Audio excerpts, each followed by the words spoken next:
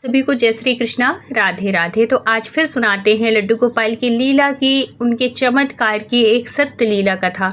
तो ये जो सत्य लीला कथा है ये शेयर की है फरीदाबाद से शांति देवी ने। शांति जी लड्डू गोपाल की भक्त हैं और वो अक्षय तृतीया के दिन एक ऐसी लीला करते हैं जो कि हम सब भक्तों को सुननी चाहिए, क्योंकि हम सब भक्तों से कहीं ना कहीं एक त्रुटि हो जाती है जो कि अक्षय तृतीया में बिल्कुल भी ना करें। ये क्या त्रुटि है ये आप सत्य लीला कथा के माध्यम से सुनेंगे। तो ये जो वैशाख महीना चल रहा है, अब गर्मी शुरू हो जाती है वैशाख से।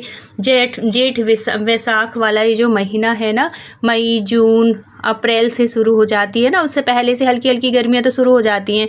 तो गर्मी में हमें लड्डू गोपाल की सेवा कैसे करना चाहिए और अक्षय तृतीया के दिन लोग क्या गलती करते हैं, इस सब कुछ आपको जानकारी मिलेगी। तो अगर कहानी अच्छी लगे तो ज़रूर सब्सक्राइब कर दीजिएगा, लाइक कर दीजिएगा।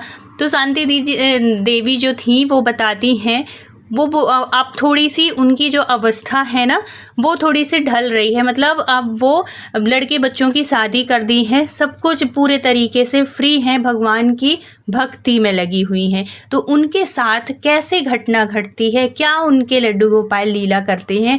तो ये जो शांति जी हैं ये भक्ति में बहुत रहती हैं, अपने लड्डू गोपाल की सेवा के साथ साथ वो धर्म कर्म में बहुत रहती हैं। पूजा पाठ, किसी के यहाँ सत्संग है या सत्संग सुनने जाना है, कहीं भागवत हो रही है, इन सब चीज़ों में बहुत आगे रहती थीं। और अपने साथ और भी जो भक्त हैं, जो भगवान से जुड़ी हुई हैं औरतें, उनको भी जोड़े रहती थीं, अपनी सहेलियों को भी अपने साथ में रखती थीं। तो इसी बीच ये जो वैशाख, ये जो अक्षय तृतीया का ये जो पर्व आया, तो इसमें कहते हैं कि हम कुछ भी करें उसका जो फल है वो हमेशा अक्षय होता है, वो कभी ख़त्म नहीं होने वाला होता है। उस दिन खूब दान, खूब धर्म, जितना हो सके उतना अच्छे कार्य करिए। तो इन सब लोगों ने मिलके सोचा कि चलो अपन गंगा जी स्नान करने चलते हैं। तो ये लोग हरिद्वार का प्लान बनाई कि सब लोग चल के हरिद्वार में स्नान करेंगे, दीपदान करेंगे, वहीं दान दक्षिणा देंगे। और इस दिन में ऐसे तीर्थों में स्नान करने का बहुत महत्व है। कोई धार्मिक नदी सरोवर में जाके अगर आप नहाते हैं, स्नान करते हैं, उसका कई गुना फल प्राप्त होता है। और ऐसे तीर्थ स्थानों में जाकर अगर आप दान पुण्य कुछ भी करते हैं, धार्मिक कार्य, तो उसका जो फल है वो कई गुना होता है। और अगर आप तीर्थ स्थान नहीं भी जा पा रहे हैं, आप अपने घर पे ही रह के अगर कुछ दान पुण्य करते हैं तो बहुत फल मिलता है, इसका अक्षय गुना फल मिलता है। इसीलिए अक्षय तृतीया कहा जाता है, क्योंकि अक्षय पुण्य को देने वाली ये तिथि होती है। तो इस दिन अब क्या करते हैं कि बच्चों की शादी हो गई थी, तो सारे बच्चे बाहर थे, अब ये रहती थी और अंकल जी रहते थे। भगवान की कृपा से, लड्डू गोपाल की कृपा से ये बहुत स्वस्थ हैं, किसी तरीके की कोई दिक्कत नहीं है और अपने बच्चों के यहाँ भी जाती रहती हैं। जैसे एक बच्चा इनका बॉम्बे में है और एक है पूना में, तो ये बीच बीच में जाती रहती हैं अपने लड्डू गोपाल को लेके। ऐसे इनका बहुत अच्छा चलता है, किसी तरीके से धन से, दौलत से, किसी तरीके से कोई कमी नहीं है। क्योंकि जो अंकल जी हैं वो बहुत ही अच्छी पोस्ट में हैं, गवर्नमेंट पोस्ट में थे, अब तो रिटायर हो गए हैं। तो उनकी जो पेंशन मिलती है वो भी बहुत अच्छी है। आज के टाइम पे कोई जॉब करता है उतनी अच्छी इनकी पेंशन है, बहुत अच्छा चल रहा है, भगवान की कृपा है। और अगर हमारे पास धन दौलत है और उसके साथ साथ अगर हम धर्म करते हैं ना, तो वो हमारी और अधिक बढ़ती है और अधिक उन्नति होती है। और अंकल जी की भी एक बहुत अच्छी आदत थी कि वो उनको कभी किसी चीज़ में रोकते नहीं थे, कभी किसी चीज़ में टोकते नहीं थे।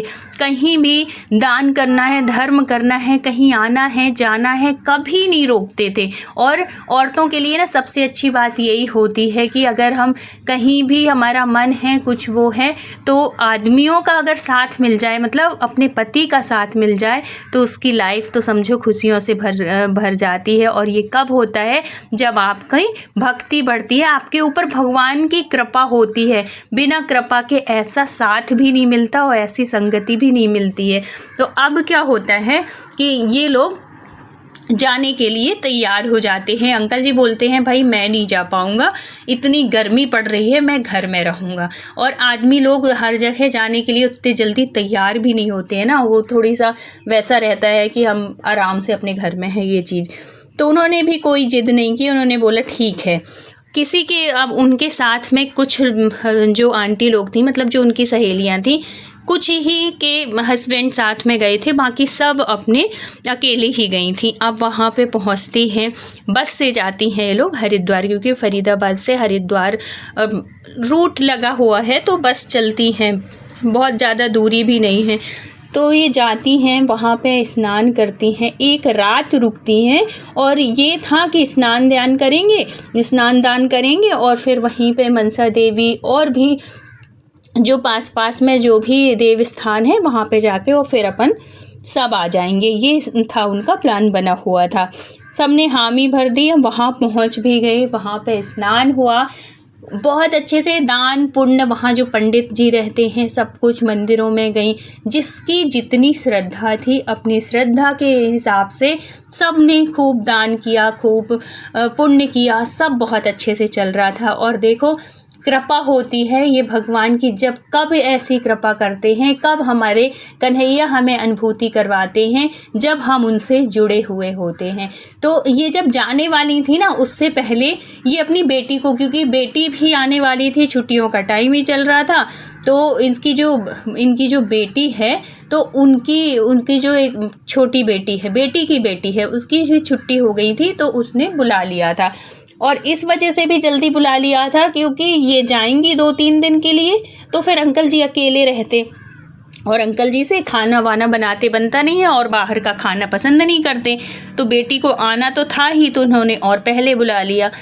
तो अब देखो अक्षय तृतीया आती है, तो ये कह के जाती हैं कि देखो बेटा मैं जा रही हूँ, लेकिन इस दिन तुम ये कर देना, ऐसे श्रृंगार करना कन्हैया जी को, उस दिन चंदन का लेप करना बहुत सुंदर, क्योंकि बैसाख गर्मी की वजह से, या कि वैसे भी उस दिन बहुत अच्छे से कन्हैया को जब हम श्रृंगार करते हैं और चंदन का लेप धारण कराते हैं ना, तो जो हमारे कन्हैया हैं वो बहुत खुश होते हैं। उस दिन चंदन का आप लड्डू बना के उनको चढ़ाते हो, उसमें भी बहुत खुश होते हैं। और अक्षय तृतीया के दिन ही बांके बिहारी के चरण दर्शन होते हैं। बहुत ही सौभाग्यशाली होते हैं वो भक्त जो बिहारी जी के चरणों का दर्शन करते हैं। वो साल में सिर्फ एक बार उनके चरण दर्शन होते हैं, तो भीड़ भी बहुत ज़्यादा होती है।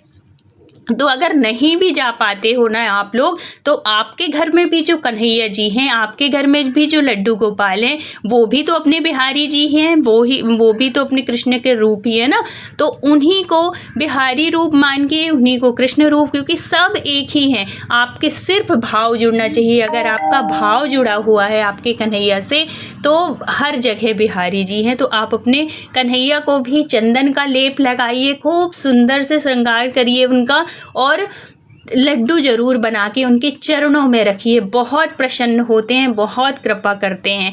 तो ये सब चीज़ अपनी बेटी से बता के गई थी, और बता के गई थी कि अच्छे घड़े में पानी रखना, दान सब कुछ करना है। वैसे वो वहाँ पे करेंगी, लेकिन एक माँ का फ़र्ज़ होता है ना कि अपनी बेटी को भी वो सिखाए, और इसी बहाने सीख भी लेगी, और जो घर के कन्हैया जी हैं वो उनकी सेवा भी हो जाएगी।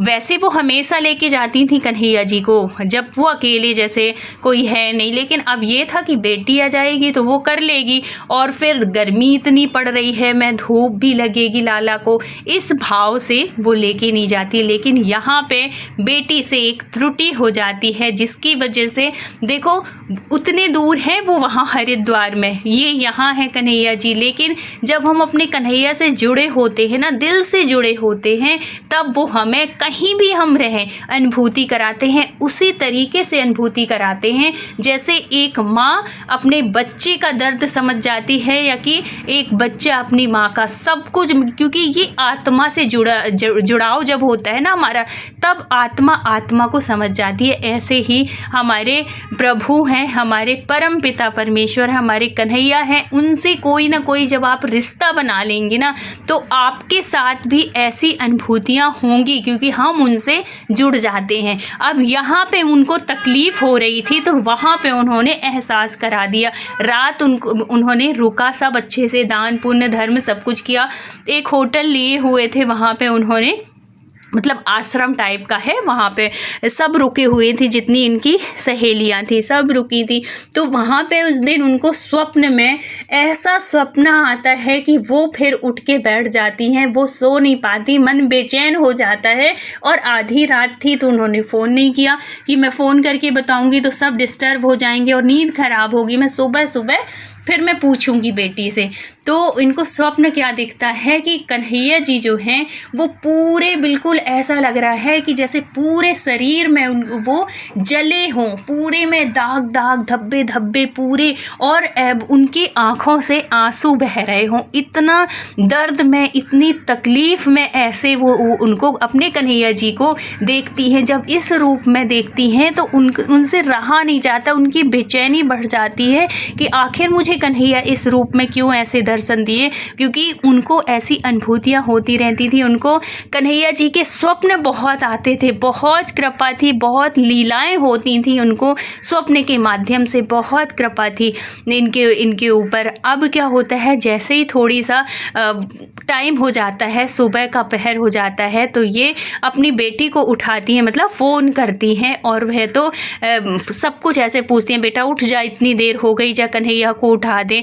और फिर बाद में उनके मन में तो थोड़ी सा वो लग रहा था, तो वो कहती हैं कि बेटा कल मैं तेरे से बोली थी कि कन्हैया को अच्छा श्रृंगार कर देना, चंदन का लेप लगा देना और लड्डू बना के उनके चरणों में रख देना, तो तुमने किया था क्या, ये सब चीज़ किया था तुमने? तो वो कहती हैं कि हाँ माँ, मैं लगाई तो थी, चंदन लगा दी थी उनको अच्छे से, और है तो लड्डू भी उतने अच्छे से तो मेरे से बना नहीं है, लेकिन जैसा बना मैं वो कर दी थी। तो वो कहती हैं कि बेटा चंदन कैसा लगाए थे, अब जाके देख थोड़ी कन्हैया को।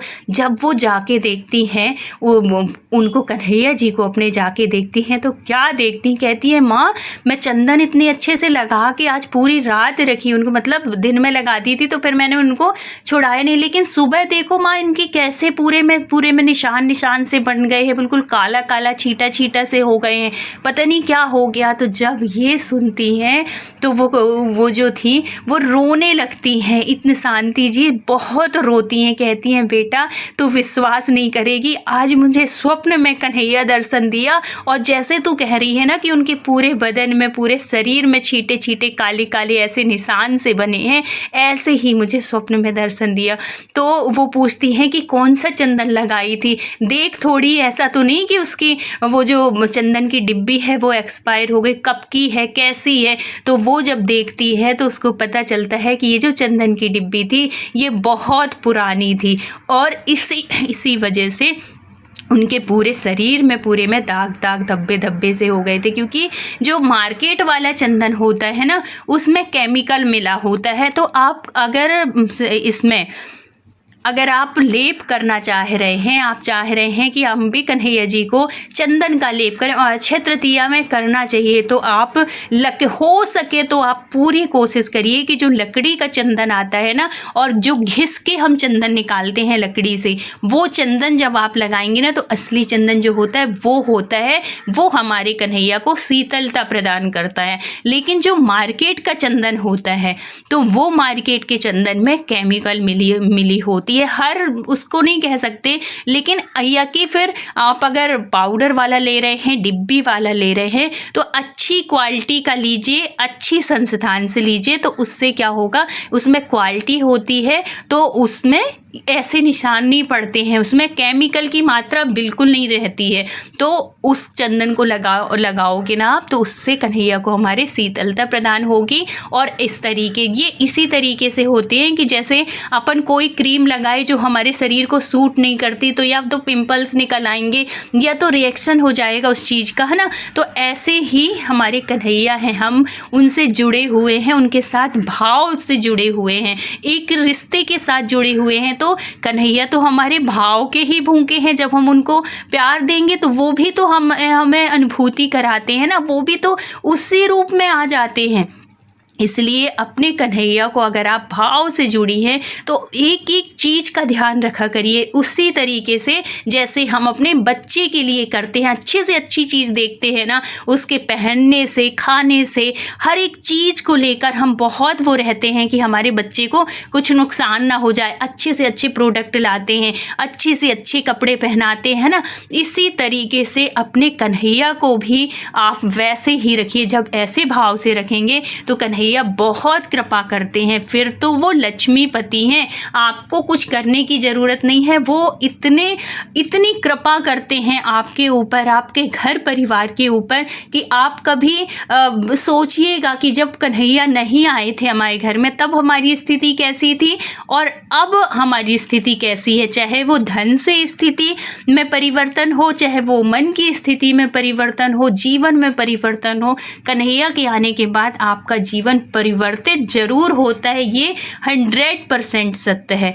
तो अगर आपका भी जीवन कन्हैया के आने के बाद बदला है तो कमेंट में ज़रूर बताइएगा। और ये गलती अक्षय तृतीया के दिन बिल्कुल मत करिएगा, जो कि 90% लोग ये गलती करते हैं। तो अगर वीडियो अच्छा लगा हो, कहानी अच्छी लगी हो तो प्लीज़ चैनल को सब्सक्राइब कर लीजिएगा, वीडियो को लाइक कर दीजिएगा। फिर मिलते हैं किसी धार्मिक सत्य घटना के साथ। जब तक अपना ख्याल रखिए, अपनों का ख्याल रखिए। राधे राधे।